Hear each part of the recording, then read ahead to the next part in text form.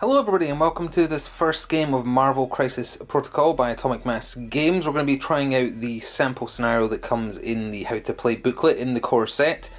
We're not using the teams declared in that though, we're doing heroes versus villains. Although within the roles you can mix heroes and villains, all it just comes down to is the power level that you're playing at, the threat level, sorry. This isn't going to be a how to play, but we are just going to cover some quick information at the start here, just so that you can follow along at home if you're not familiar with how the game plays. There's 3 tiers of movement, SML, small, medium, large. Everybody who moves uses one of those. You can also bend them if you want to exactly measure around corners, etc. Like that, for instance, to measure around the car, exactly. And they'll be painted sooner or later. Powers are 1 to 5 in range. 1 is just like this, the thin edge of any of these. So if a power says it's range 2, you would measure with this to see if you can hit your target. 3, 4, 5, 5 being the longest. That looks roughly the length of a standard ruler to me. So there's that. Already got the table set up for the scenario we're playing, but we'll go over that once everything's deployed and whatnot. The game uses dice, but it uses custom dice that look like this.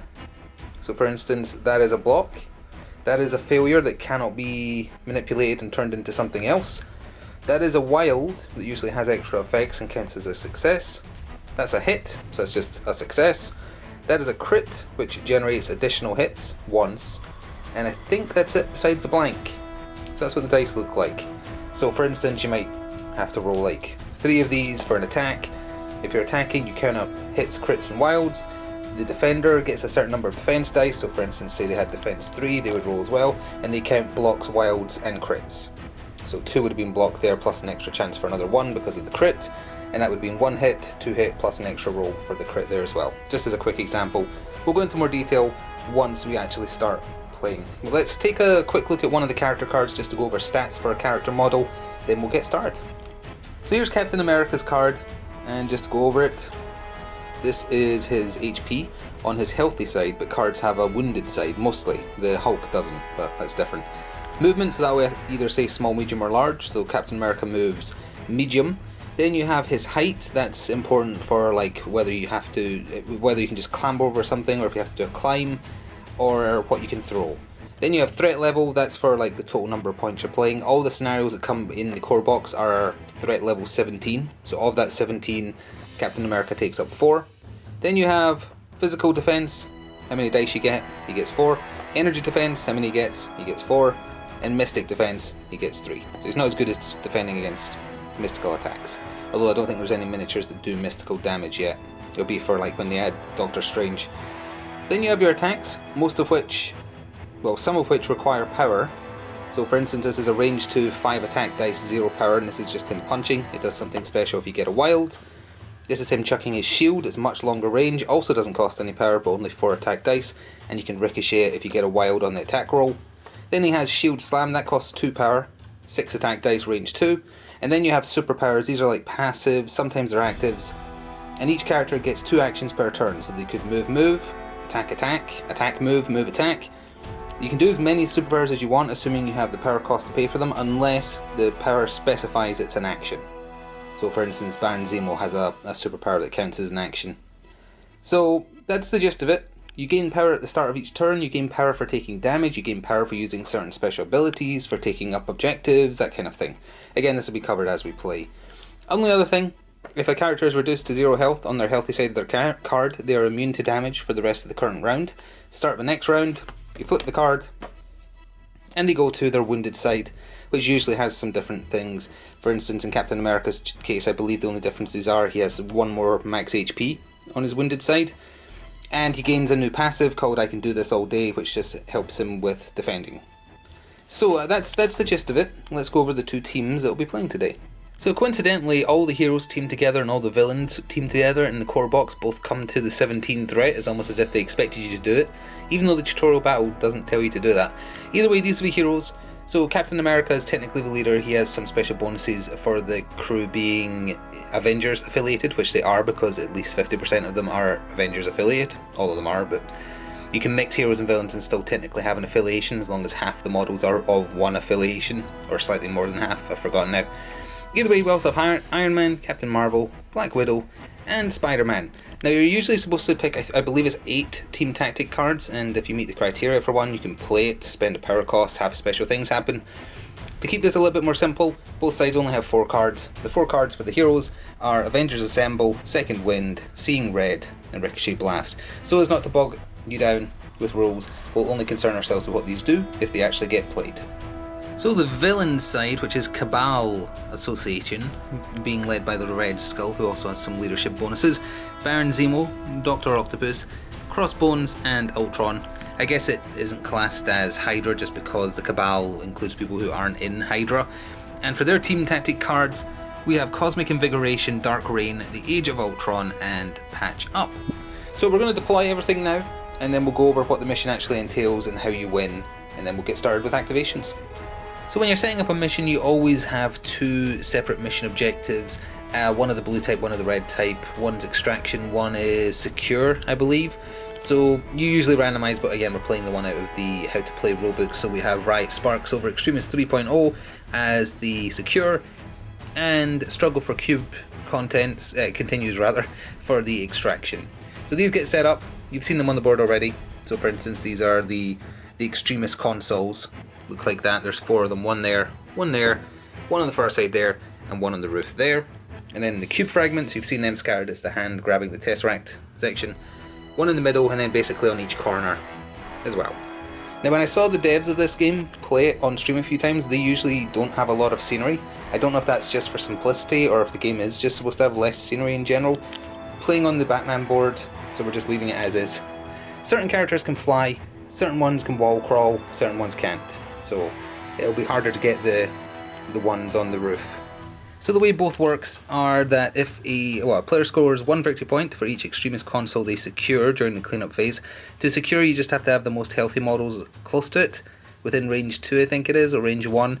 If it's a draw, then it's most wounded characters, etc, etc. You just build down until you find who has the advantage, or it's a draw and no one claims it. You can also pay a power to interact with one of the Extremist consoles, and if you do, you remove 1 damage from a non-dazed character within 2 of the console. Simple. Players score 1 victory point for each fragment they hold during the cleanup phase, which is the rest and recovery phase right at the end of the turn. They have to pay a power to pick it up, because you have to interact, and interactions cost 1 power. Then during the power phase, which is the start of each turn, a character suffers 1 damage for each cube fragment they hold, so they can hold more than 1. But you also gain power equal to the damage you got, so that's on top of the power you generate naturally. So the team that gets 16 victory points first, accrued, wins, or at the end of 6 turns, whoever has the most. That's basically it. So we're going to decide who goes first and then be right back. So after rolling off the Cabal side, the villains will be going first, and in this game you just alternate. So turn 2 heroes go first, turn 3 villains go first, etc, etc. They're deployed up to the line roughly according to the how to play scenario setup. They can activate in whatever order we choose, and we're in the power phase of turn 1, just to get that out of the way. So everybody has gained just a 1 power token on their person to start banking it to either use better powers later on, or maybe to help by doing a little power to start with.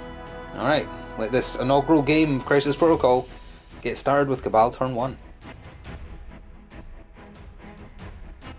So Baron Zemo got the game started, the character I know least about. He is fast, he moves long, so he moved long to roughly like there-ish, and then he used his second activation to move long again into base to base with this Cosmic Cube. He spent his 1 power to pick it up, so that's going to be on his card now, and he will take damage from it at the start of the next turn. Over to the heroes for their first activation. Spider-Man was the first activation for the hero line. I don't think I showed the hero deployment, but they're basically just up to a line in a line, which is where they were. Spider-Man was here. He has Wall Crawler, which means he counts as size 5 for determining how far he goes. It uses sizes to determine whether you have to climb something. All the buildings here are size 4, so basically you just measure in a straight line as if he was as tall as the building, because he's just clambering up it. Doc Ock has the same rule. So he used 1 action to move. He spent his 1 power to pick up the Cosmic Cube fragment that was there. Then he moved again and is up there, heading towards a second. So he too will take damage at the start of the next turn. So Red Skull activated next, and he used a 0 cost power, special power he has called Cosmic Cube. He can use it, but it counts as one of his 2 actions. So it's one of those powers that does actually use up one of his 2 things he can do per turn. And what it does is it just gives him 3 power, and then you roll 5 dice, and for every failure in those 5 dice he takes damage. Presumably the damage also gives him more power though, because you get power related to the damage you take. Either way it's irrelevant in this case because no skulls were rolled, so he took no damage, so he's sitting on 4 power now. And his other action is being used just to move his medium, and just showing you how that would look. So that's how the movement tool looks, bent round, and unlike when you measure in most other games, you don't go within the far edge, you actually just go, so you're touching in like that. So that's how it moves. I don't know if that's not within range 1 of that, so he wouldn't be counting as claiming that. If it's range 2 then he will, but I don't remember now if it was 1 or 2. So either way, that was the Red Skull's activation. Back over to the heroes. So the next activation for the heroes was Black Widow. She and Spider-Man are the fastest characters on the hero side. She moves long, so she moved there, and then she moved there, also trying to block Baron Zemo from getting access to that Extremis console. She is securing it, so it doesn't look like anyone's going to get to her before the end of the turn either. Oh, one other thing we haven't been doing, because it's kind of easy to keep track for the game with so few miniatures. You're technically supposed to put, where's the box? I can show you. You're technically supposed to put an activated token next to every character that has activated, I guess to keep things as they should be. We'll do that off camera real quick as we go back over to the Cabal's next activation. Crossbone's activated next, and he is slow, he has movement small, so he moved, and he has spent the 1 power on his card to pick up that Cosmic Cube fragment, which is now going to be on his card. He has a lot of reactionary powers where he moves closer to people who hurt him, so that's why he moves slowly as standard, I think. Back over to the heroes. Captain America activated, and in order to claim this Extremis console behind the car there, he hasn't been able to move up much at all, even though he has medium movement. So he just moved there, and he's not in range to attack Crossbones with his shield. So that's it for him. Back over to the Cabal.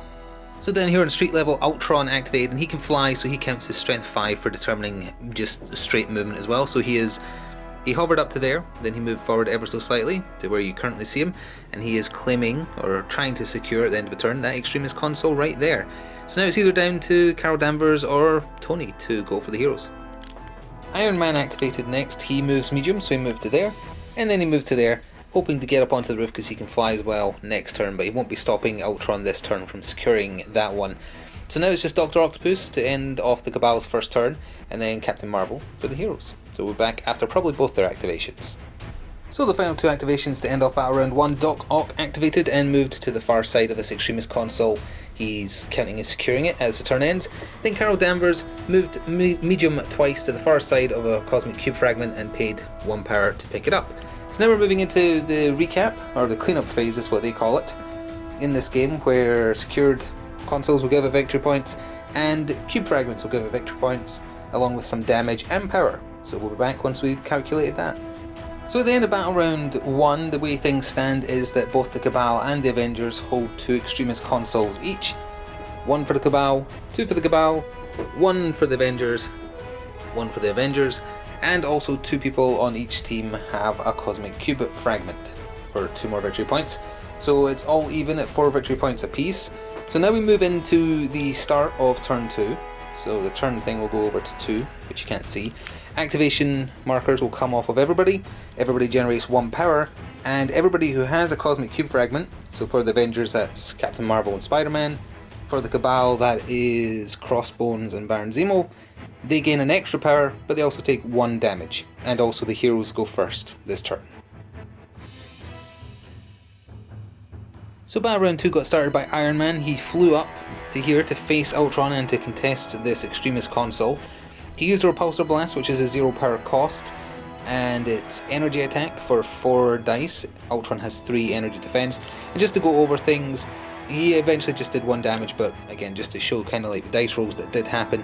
That was Iron Man's initial roll. He got 1 crit, so that's an extra die, which turned out to be nothing because it's a blank. So he has 2 successes in total, a hit and a crit. He didn't get any wilds. If he had got a wild, he's allowed to push the target small. And then Ultron's defense was blank blank wild. A wild counts as a success, so 1 damage got mitigated, 1 got through, hence the 1 damage. Alright, over to the Cabal now. So Baron Zemo activated for the Cabal, and this was the first complicated turn, let's say. So he spent 2 power on a charge, which does count as one of his 2 actions, but it's a move and an attack mixed together. So he moved into base to base with Black Widow and attacked. He did 1 damage with just a normal sword strike, but didn't do any other effects. She took 1 damage from that. Black Widow spent 2 power to do counterattack, although it only cost 1, because Captain America gives an Avengers affiliated team a special buff called a day unlike any other, where the first power each character uses costs 1 less to a minimum of 1. So she counterattacked and hit him for 2, and then he used his other action just to do another sword attack, and she got hit for an additional 1. So basically it was a draw, they both took 2 damage each. Red Skull's passive, for being a Cabal themed team, is that if a allied character damages an enemy character, you gain power. So damage wise, super easy, 2 damage each.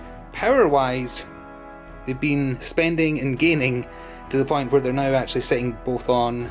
Black Widow has 3 power stored now, and Baron Zemo has 4. And that's it's to demonstrate that they get stronger as they take damage, basically. So that was complicated. Maybe something that should be shown on camera, we'll see going ahead. But for now, it's over to the heroes. So not wishing to be outdone by Baron Zemo, Black Widow activated next. And first of all, she spent 2 power on Mixed Technique, which is a 4 dice range 2, power 2 attack that has also the chance to stun the target if you get a good result and deal damage. And also if you get a wild, she can move afterwards if she wanted to. Sadly, Baron Zemo was able to match the attack and has fully defended against it, so then she did her free attack called Strike, which is actually an energy based attack because I guess she's shooting her hand laser thingies. He also blocked that as well, so there was no damage done at all. So they're both wounded, but I think only she is within range of the Extremist console actually, so she might still actually be claiming that. Over to the Cabal in the meantime. Red Skull activated, and the first thing he did was spend 3 power to use Master of the Cube, which targets an ally within range 4 and moves them range 2. So he picked Doc Ock and moved him 2 onto the roof of there. Presumably you don't count the height because he is wall crawler anyway, so he's up there now to potentially cause problems. It also doesn't have action in the description, so it should not count as an action for his turn. So 1 action was move, then for the other he harnessed the power of the Cosmic Cube again to gain 3 power back, 5 chances to wound himself, and once again they did not. So he's sitting on 5 power now, as we go back over to the heroes. Spider-Man activated next. He moved up and spent a power to pick up the Cosmic Cube fragment that was in front of him, and then he would have normally spent 2, although he only had 1, but again, thanks to Captain America's Avengers special power, Taser Webs only cost 1 power, 5 energy attack on Doc Ock, who has 3 energy defense, and didn't get through, did 3 damage, Doc got 3 defense. It's a shame, because if it had gotten through it would have stunned him, and he would have had to waste one of his actions shaking the stun off to get a turn.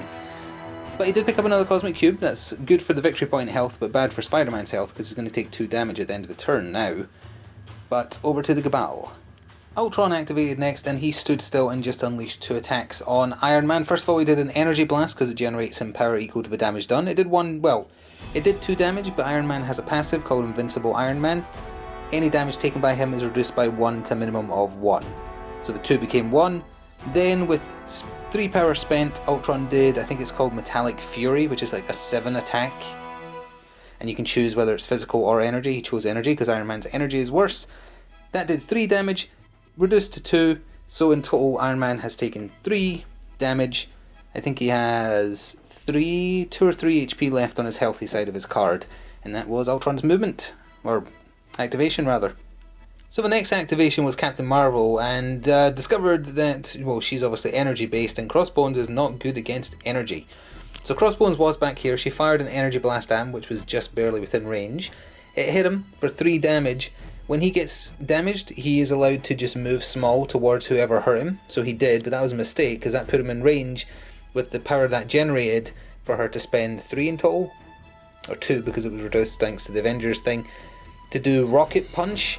Rocket Punch is 7 energy attack dice. He rolled pathetically for his defense. It did 7 damage, plus the 3 from the initial energy blast, plus he had 1 from the Cosmic Cube fragment, the cube fragment damaging him.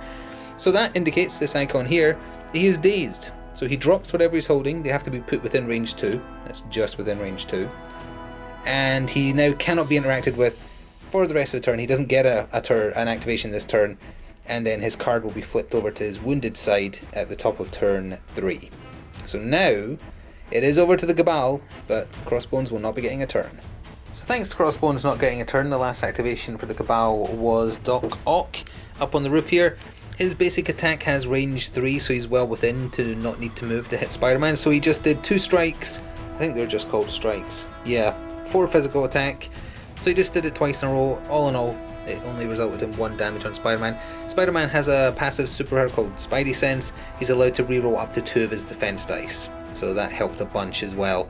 So just 1 damage, that's 2 on him in total out of 5, but he's going to take 2 when the turn rolls over because he's holding 2 cube fragments.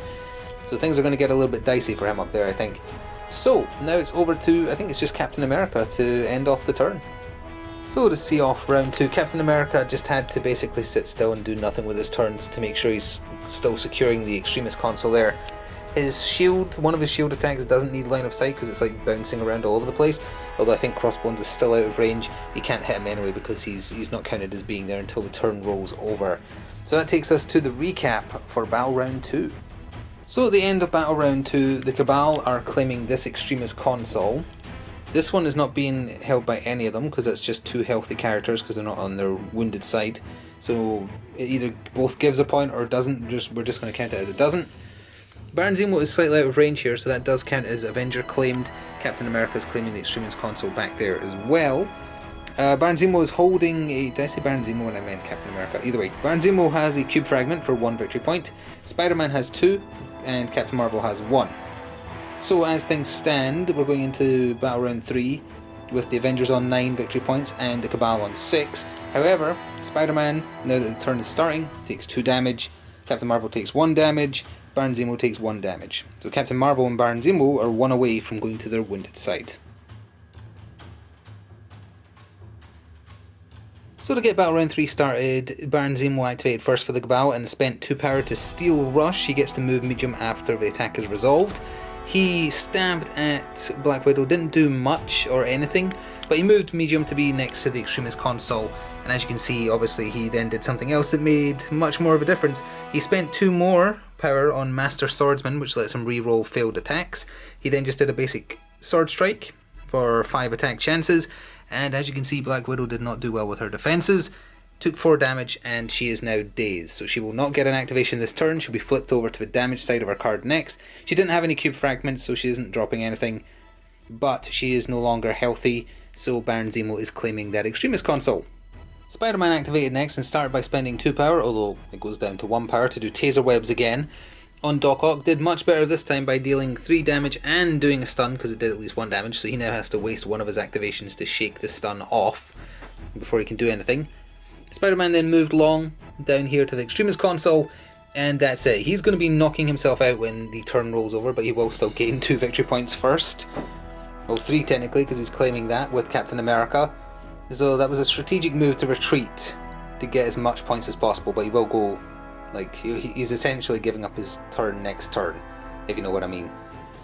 So Doc Ock is hurt. He's not down yet, though, and he has generated a lot of power from taking that damage.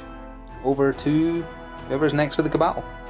Red Skull activated from where he was standing. He spent 3 power, which does not count as an action, to do Power of the Cube again, or Master of the Cube, to force Doc Ock to teleported him to there. He's still stunned, but he's essentially spending power so that Doc Ock doesn't need to do a move action, so he can get rid of his stun and then maybe attack Captain Marvel. Then he just moved medium over to the Cosmic Cube fragment here and picked it up for 1 power. And that's it. None of his attacks were within range. So he's now holding on to one of the cube fragments. That means that Extremis console is held by no one currently, but he might be able to generate 2 victory points a turn for the remaining 3. Or 2 after this one. No, 3. I can count. Iron Man activated and did 2 repulsor blasts this turn. They cost 0 power each, but he spent 3 power on both, so 6 power gone in total to activate Friday AI, which adds 2 attack dice to the roll. So it changes from a 4 energy attack to a 6. Hit the Ultron with both. In the end it only did 1 damage, however one got a wild, which activates a short distance push. So he was pushed, and it did actually result in him falling down here. Now, I can't see anything in the quick play rules about taking damage from falling. It does specifically say that a push, which this is, doesn't cause collisions. That's like a collision happens if you throw a character into a character or throw a character into scenery. It does damage, but nothing about falling. That said and done, Ultron has the flight keyword anyway, so presumably he wouldn't take damage. Can't see anything about falling. By all means, let me know on that, and we'll do it correctly in the future. Either way, he did take 1 damage though, so he gained the power from that, but he's obviously nowhere near the Extremist console. He also hasn't activated yet though, so he can simply just fly back up. Doc Ock activated down here. His first action was to shake off his stun, his second was to do his arm lasers attack on Captain Marvel. So Captain Marvel has a passive where if she's hit by an energy attack, she can actually have a chance to absorb some of the damage and turn it into power. It depends on how many wilds she rolls on defense. But Doc Ock also, if he rolls wilds on attack for the eye lasers, tentacle arm lasers, he gets a special rule called Pierce, which means he can manipulate defense dice into blanks. So he made sure she could not absorb any of the energy and hit her for 2 damage. She's still standing though, and that's his turn. He did not move at all. So as we would go over Captain Marvel's activation, who was next to pick, notice a mistake. There is 2 status conditions in the game, stun and stagger. We mixed them up. So she spent her power to do a rocket punch on Crossbones. It would have done 1 damage, but he spent the 1 power he had to do Inured to Pain, which reduces damage received by 1, and it doesn't say to a minimum of 1, so presumably that can cancel it out. So he cancelled the damage, but she got a wild, so it does the stagger effect. Stagger is the one where you have to spend one of your activations a turn to shake off the effect to let you do something else. Stun is a status effect which you can also shake off to spend a power, so technically Doc Ock could have done what he did, but he didn't have to. Stun just means that if you would gain more than 1 power from an action or getting hit, etc, etc, it only gives 1 power. So that was a mistake, caught it. Either way, after doing that she retreated slightly because she's hurt. And she doesn't want to lose her cube fragments far away from help. So she's retreated over to Captain America, and now it's over to the Cabal. So Crossbones activated and he had to spend his first activation getting rid of the stagger status effect, which didn't leave him with much to do. He couldn't reach with any of his attacks against Captain Marvel. She's kind of his antithesis because he's on his wounded side, his energy defense is dropped by another 1, so he only has 2 energy defense. So he opted instead to just move small backwards to end his turn. He's not close enough to be claiming this, but if he falls back to claim, at least that means Red Skull can move up with Dr. Octopus to hopefully achieve something. So it's over to Captain America to end the turn for the heroes, because remember Black Widow is changing to her wounded side, so she doesn't get a turn. And then it'll be Ultron to end the turn proper. So the first Avenger himself activated. He moved medium around Carol Danvers because I don't believe you can move through allied miniatures. Might be wrong about that. Don't think he can. Either way, it doesn't matter because he just wanted to get within range for Doc Ock to throw his shield, which is a 0 cost attack. He smacked Doc Ock and managed to do 1 damage. And he got a wild on the attack, which means it can bounce to a target within 3 and try and hit them as well. So it bounced to Crossbones. He did not defend against it and took 1 damage as well. But they both gained a power as a result of taking damage. And that's it for the heroes, so it's just Ultron to end off the turn. So for Ultron's turn, he flew up here first of all.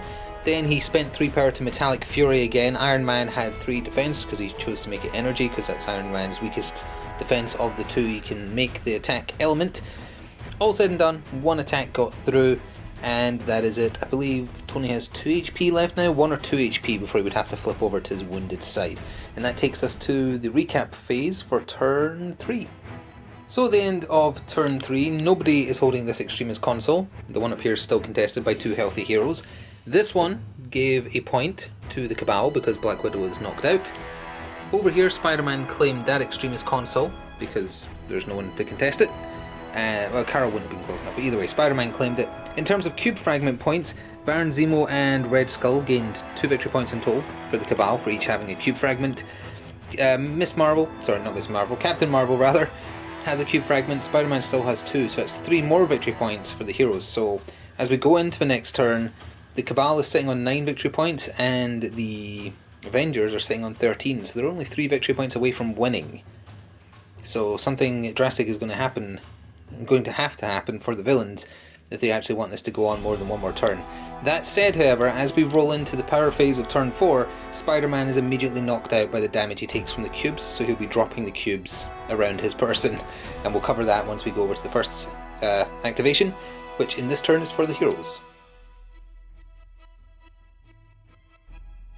So as Battle Round 4 starts, there hasn't been many opportunities to use any Team Tactics cards, but that's changed now with Iron Man's activation to get it started. He moved medium down onto the ground here, and then Ricochet Blast was used. So this costs 2 power from Iron Man and Captain America, and if we turn the card over, you can see what it does. It is an attack, range 4, 7 attack dice, energy based. The criteria is if Iron Man is within range 4 of Captain America, and then you draw line of sight and range etc. from Captain America, range 4. He fired at Doc Ock. It's basically Iron Man shooting his beam at the shield and then reflecting it, as the picture showed. Also, Iron Man is allowed to reroll any attacks that fail during this. Presumably that means critical failures as well, as in the skulls, even though the skulls say they can't be rerolled. I'm not sure on that actually. Either way, it doesn't matter because he rolled fantastically. So, bounced off the shield, hit into Doc Ock, did 4 damage, and that is him dazed. He has been flipped, or he will be flipped over to his damaged card. He is not getting an activation this turn, so that was pretty good. Over to the Cabal to see what they can do. As a quick addendum, Zemo is also not getting a turn this battle round because the damage he took from the cube piece he was holding actually took him to his cap, so he is also flipping over to his wounded side. No activation, and he plopped his cube fragment right where you can see it. Red Skull activated, he moved up medium to where you can see him, and then he spent 4 power on Unleash the Cube, a 7 dice energy based attack. He used it on Captain Marvel because Steve Rogers is at full HP. All said and done, he did manage to do 1 hit on her, and that was enough to take her to her dazed state. So she is dazed, she doesn't get an activation this turn, she drops her 1 cube fragment she was holding, which is there, so there's now 3 scattered around there. So that is that done, and good move. That might call into question whether the heroes can get to the 16 victory points required for victory at the end of this turn.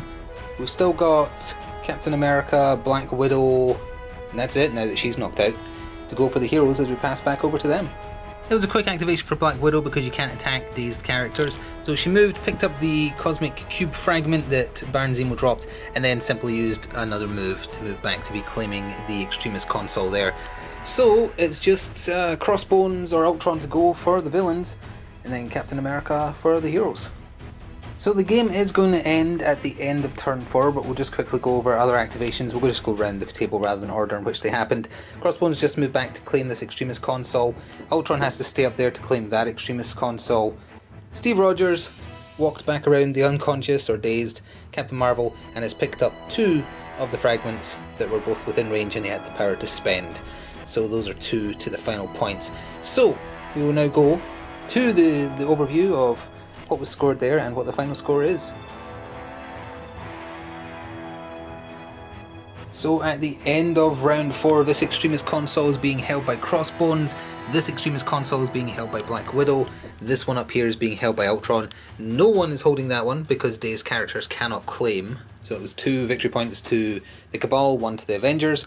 And in terms of cube fragments, Red Skull had 1 for 1, Steve Rogers, Captain America has 2, and Black Widow had 1. So technically the game ends immediately when someone gets to 16 victory points, but the final scores, as it stands, the Avengers got 17 victory points with all those points tallied up, and the Cabal only had 12. Again, you're supposed to technically stop at 16. If both teams get to 16 simultaneously, then you keep going until someone gets an advantage. Although I guess you could just call it a draw as well if you didn't want to play it that way. But that was really interesting. There's a lot of back and forth about generating power because you've got to remember every time someone takes damage they generate power, but then there's also passives. You've got the Cabal rules and the Avengers stuff. There wasn't too many opportunities to play Team Tactics cards. They can be useful, it's just there wasn't many opportunities. And you are supposed to have more options of them. It was just to keep it simple that there was 4 for each side. But rather than doing the generated mission from the How to Play book, which was, as you can see here, the Extremis and the cube fragments, we'll do another test game, probably still heroes versus villains, but we'll generate a mission properly with those out of the equation. So there'll be other potential missions. There's one where you're to find the hidden Skrull agent, and there's like gamma radiation shelters where you kind of got to group together. and things like that. Let me know what you thought. Let me know if you think anything was done incorrectly as well. It's a chance to learn and do things right going forward. And please do show your support if you'd like to see more in the future. Thank you very much for watching. Hopefully see you for more Marvel Crisis Protocol real soon. Ta-ta for now.